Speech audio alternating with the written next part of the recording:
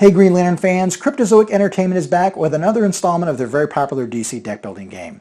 This time around, it's a player versus player contest of Green Lantern versus Sinestro. One player takes on Sinestro, one player takes on Hal Jordan. So if you're not familiar with the deck building game, we're going to go to the table and I'll show you a little bit about the game and show you some of the cards and show you how some of the rounds are played. Then we'll come back and I'll share my thoughts about what I think about the game. So one of the things I want to mention right off the bat is that the cards that come with the DC deck building game rivals Sinestro and Hal Jordan game don't include this back. I have these cards sleeved. The cards actually have the traditional Cryptozoic backs on them. I've just put them in these particular Justice League sleeve holders to keep them in good shape. So I didn't want anybody to buy this game thinking that it would have this backing. But in essence, the way a deck building game works is that each player is going to start with the same cards. And in a normal turn, you're going to have a handful of cards that will have a point value on them. For example, you'll notice that in this situation, this punch card has a +1 power. You're going to calculate the amount of power you have in your hand, and you're going to use that in a normal turn to buy additional cards and thus increase the size of your deck.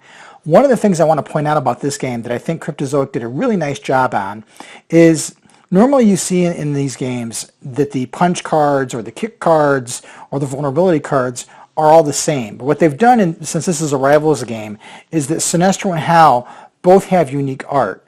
So it really kind of helps in the immersion, and that's one of the things I'll talk about in this game, is that they've done a good job of capturing the essence of what it's like to be either Hal or Sinestro by making the art at least customized to each character. So in this game, I'm going to use the Hal's deck here. The starting deck has 7 punch cards, which are worth 1 power each, and 3 vulnerability cards that have no effect. In other words, they give you no power. So it's detrimental to have a vulnerability card in your hand because it doesn't generate any power to buy additional cards. Each player starts with these 10 cards, so I'm going to shuffle these a little bit in the front. Now, there are some cards on the table that I want to go over real briefly before I play a mock hand. One of them is, first of all, the character cards. And each character, Sinestro and Hal Jordan, there are 3 versions of the superhero. One is a 9-point card, one is a 12-point card, and one is a 15-point card. And this is how much power it takes to defeat that level character. And in order to win the game, you have to defeat all 3 versions of your opponent to knock them out. Or when your deck runs out, that will also trigger end of game. But each character has a power when they're active. So in the beginning of the game, you're level 1 of either Hal or Sinestro. And for example, in Hal's situation here, during each of your turns, if you control a hero and a construct, you can destroy a card in your hand.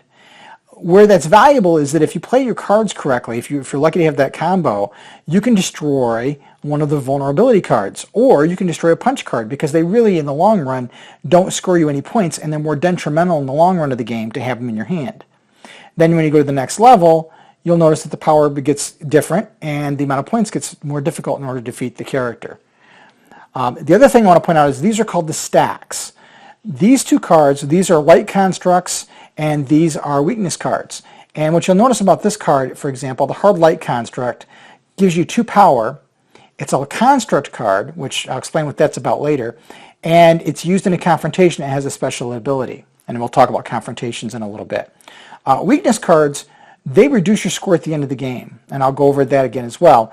They generate no power whatsoever, and they actually are detrimental. You'll see the numbers in these stars, and we'll discuss that at some point later on. Those cards are basically there so that if a player doesn't have very many power in their hand, they should be able to at least buy this card. The weakness card is usually assigned as a detrimental part of a card effect.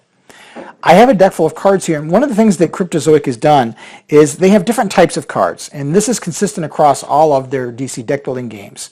There are heroes and villains, and you'll recognize these characters right away from the Green Lantern Corps mythology, Bedovian and Brother Worth from the Blue Lantern Corps, and you'll see that one is a hero and one is a villain. You can see kind of who they're aligned with, and you can see what power they generate when you play them, and you'll notice this one has an attack and this one has a block. And we'll talk a little bit about this as we play through a couple of hands.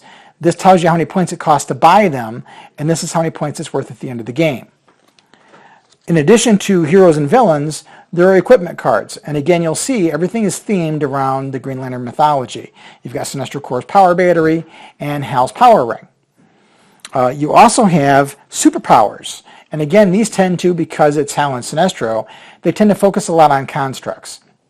So you'll see, for example, Hal's got a construct train and Sinestro's got a construct slam. And one of the things I want to point out is, even though these cards have the logos of the Green Lantern Corps or the Sinestro Corps on them, either player can buy them. But beneficially, when you start thinking about how these two different decks play, it's more advantageous for each character to buy the cards that align with them, basically because of how the synergy of their cards work. But nothing prevents you from buying each other's cards.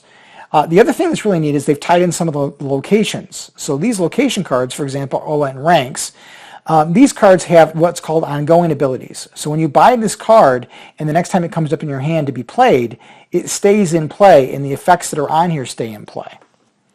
So I know that may sound a little more confusing for those that have not played a deck building game, but once you see this in play, you'll really get an idea of how this works. So I've got this deck of cards here, and I'm going to take these cards that I was showing you as an example and put them on the bottom. This is going to generate the lineup, and the lineup is 5 cards. So let me just deal out 5 cards here, and this is very advantageous for Hal right here because everything happens to be Green Lantern gear.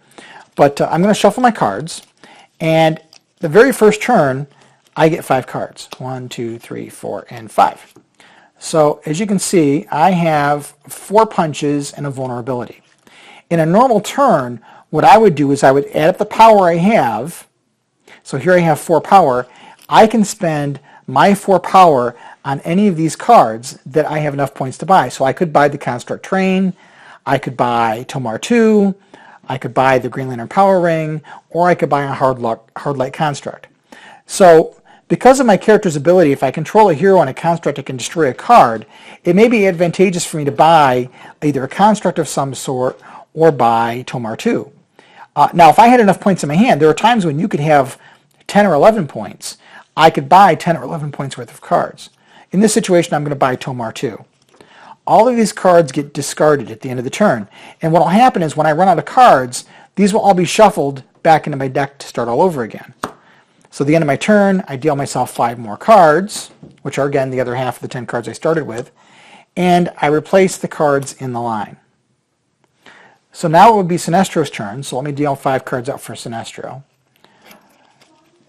So Sinestro, for example, has only 2 points. Unfortunately for Sinestro, there's nothing here he can buy. Everything is 3 points or higher. So unfortunately in this situation, Sinestro can't do anything. So he's going to discard his cards, and he deals his other 5. I'm back to Hal. So I've got 2 invulnerability and 3 punch. I can buy 3 points. So I could buy the Construct Train. I could buy the Hard Light Construct. Well, this card gives me 2 power. It also gives me an ability during a confrontation.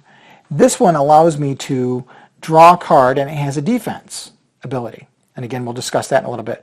I'm going to buy this card because I kind of know this is going to be good for me in the long run. Now, I have no more cards to deal myself. I've got the 12 cards I started with. These get shuffled, and this becomes my new deck to draw from. So this is where the deck building comes from. Everything I buy accumulates over time. So I've now got 5 cards. So I'm going to set these down, and I'm going to play the other cards that Sinestro has. And Sinestro, of course, has a good hand this turn because all of his vulnerabilities we already drew. So I've got 5 points of power in my hand.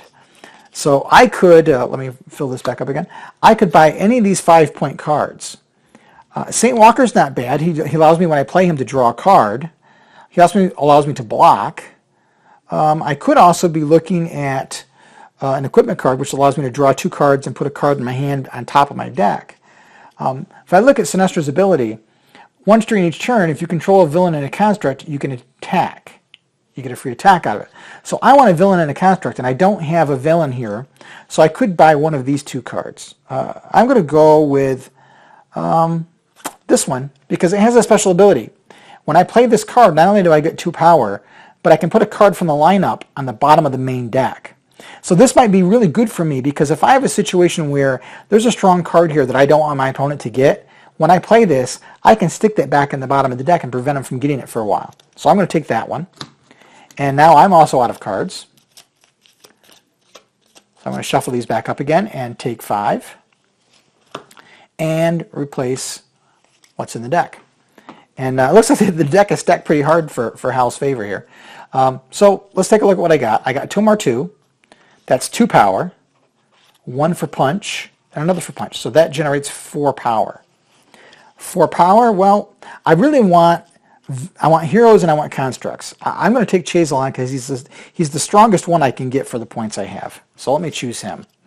And again, I end that turn, put another character out, and draw 5 more cards. And then it goes back to Sinestro and so on and so forth. That's what a normal turn might look like. And again, when you play a card, you do everything that's on the card. So, for example, if I was playing Kyle Rayner, I had him in my hand and I played him, I get to draw 2 more cards into my hand. And we'll see how that's beneficial when we start talking about attacks and defenses and confrontation. So let's jump forward in time and see how an attack works and how a confrontation works. So it's Sinestro's turn, and in his hand he's got his 5 cards. And the first card he's going to play is this equipment card, and it says +2 power. Attack. Foe discards a card. So the Hal player is going to have to discard a card unless he has some way to defend against the attack.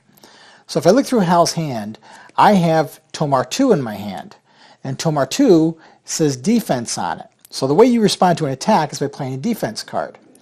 I can discard this card from my hand and avoid an attack. If I do, I get to draw a card, and the attacker gains a weakness card. So I'm going to discard that card.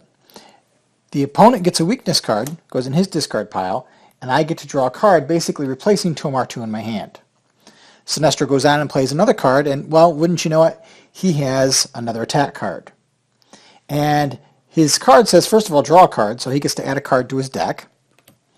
And then it says, attack. Each foe reveals the top card of their deck. Discard all cards with a cost of 1 or greater revealed this way. So the Hal player draws a card, and sure enough, he's got a card he's going to have to discard. But because I blocked here first, okay, I got to rewind this whole thing, because you're an idiot.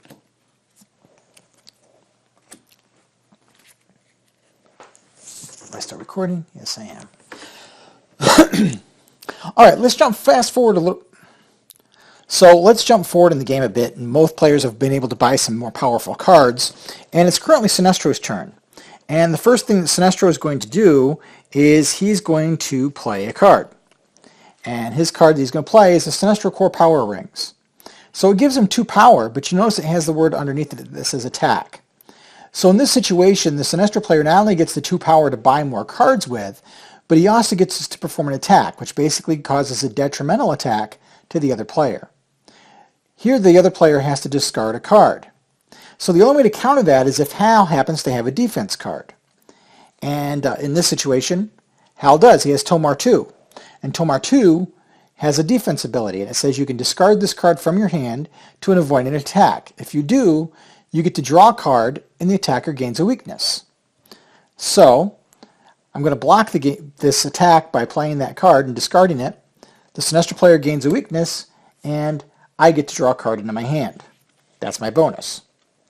So now it's up to Sinestro to continue on with his turn, and the next card he's going to play is, well, another attack. This attack allows him to draw a card, and then each foe is going to reveal the top card of their deck and discard all cards with a cost of 1 or greater.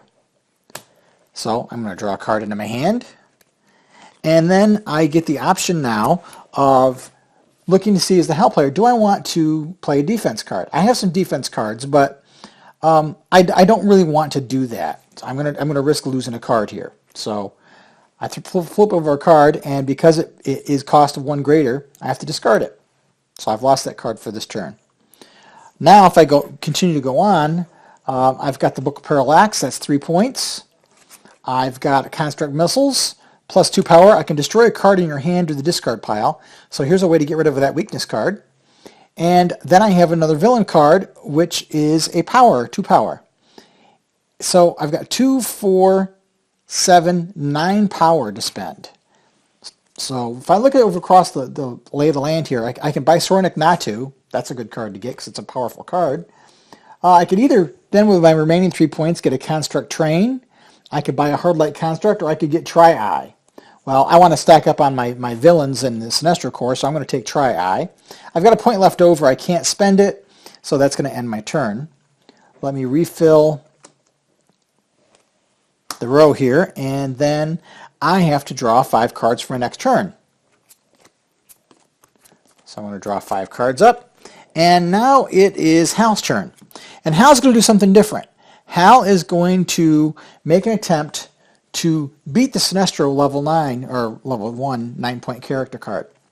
So rather than play a normal turn, as the Hal player, I have to announce that I'm going to do a confrontation. So I announce the confrontation, and now I'm allowed to spend some cards. So I'm going to remove these to get them out of the way, just because it'll be a little distracting to have all these cards here. So the first card I'm going to play is Select. That's 1 power, and it says if I have a defense in my discard pile, I get to draw a card. Well, I have the Tomar 2 card that I discarded that was a defense card, so I get to add another card to my attack. That was Guy Gardner. There's 3 more power. I have in my hand a Hard Light Construct, that's 2 power.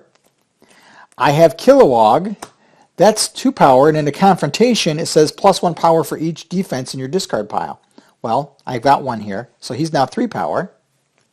I have 2/6, which says draw a card. So I'm going to draw a card, and that gives me 1 more power. And then I have a card called Willpower, and it's +1 power for each hero I control. So let's see how much power I've got here. I've got +1 power for each hero I control, so that's 1, 2, 3, 4. That's 4 points. 5 for the punch. I've got 3 points here, that's 8. Then 2 more for the Hard Light Construct, that's 10. 13 counting Guy Gardner, and 14 with Selak. I only need 9 points, but the Sinestro player has an opportunity to counter or block my confrontation. So as I said, I've got 14 points. Sinestro is worth 9. So if I have cards in my hand that say block on it, I can add those cards to my points on Sinestro and hopefully block the attack. So if I look at my Romat Rue card, it says block +2. The foe confronting you gains 2 weakness cards. It's the only block card I've got in my hand. It's only going to give me 11 points between the 9 on the card here and the 2 here. I'm going to lose. Sinestro's going to lose this fight. But the benefit of me playing this card is, well, Hal's going to get 2 weakness cards put into his discard pile, and that's going to weaken him over the long haul. So I've discarded this card, and Sinestro's been defeated. That gives the Hal player 4 points towards the end of the game, and it gives me a stronger version of Sinestro, which would be harder for the Hal player to win against, and it gives me a new ability when I play my turn. This is going to go back and forth until one player or the other knocks out all 3 of the other opposing character's cards. The other way you get an endgame state is, if this deck runs out, then each player is going to add up all the point values on all the cards they have in their hand, subtracting 1 point for each weakness card, and adding the points on the hero cards that they've defeated. You add up both players' points, and the one with the higher point value wins. And that's how you play DC Deck Building Game Rivals Green Lantern versus Sinestro. So as I said at the table, I think Cryptozoic Entertainment did a fantastic job of capturing the flavor of the Green Lantern core of the DC Universe. Right down to fantastic artwork from the comics, all the characters we're familiar with and locations. It's just a lot of fun, especially as a Green Lantern fan. If you've never played a deck building game before, this game is really easy to pick up and learn it. It's not terribly complicated, although as you saw at the table when I was playing one of the more complicated rounds, there's a lot going on if you get to that point. But for those people who've played the DC deck building game, this is very familiar territory. In fact, this game works really well if you have the other Rivals Batman versus Joker set, or you have the Confrontation set, because you can take those cards and you can actually play a 4-player game where you can have a tag team of Batman and Green Lantern versus Sinestro and the Joker. So that gives you a lot of replayability. And Cryptozoic really kind of thought ahead a little bit.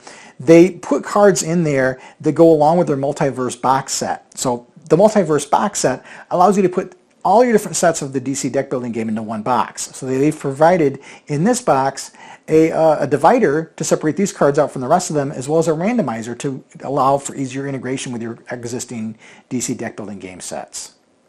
If I have any criticism of the game, I think that when you look at the Sinestro cards and the Green Lantern Corps cards, it's really at a deficit for you as the Green Lantern player to buy the Sinestro Corps cards and vice versa. So it almost, and in some ways, feels like it's the luck of whatever comes out into the list on the playing field as to who's going to get the cards that are going to value them the most. That being said, though, I think this is definitely a must-buy for a Green Lantern fan and for any board game player. I think it has a lot of replayability. It's a lot of fun. It really gives you that comic book action showdown. It's almost like playing a game of the Sinestro Corps War with all the characters that are involved. That said, I'm really happy that Cryptozoic Entertainment is partnering with the blog of OA to bring you an opportunity to win a copy of the game. So starting on October 3rd through October 10th, you can go to a link which I'm going to put down in the description below, and I'll try to put it above here in the video as well, that'll allow you to go and register for an opportunity to win a free copy of the game. Now this is open to U.S. residents only, and it's open to anybody from the age of 15 on up, and I'll send it right to your house. So I hope you enjoyed the review, hope you enjoy the game if you pick it up or if you're lucky to win it, and until next time, keep your power rings charged and make every day your brightest day. Take care. Thanks so much for watching this Green Lantern video from the blog of OA. If you liked what you saw, please subscribe to our YouTube channel. You can find even more great Green Lantern videos, reviews, podcasts, and more at our main website, www.blogofoa.com. So until next time, keep your power ring charged and make every day your brightest day.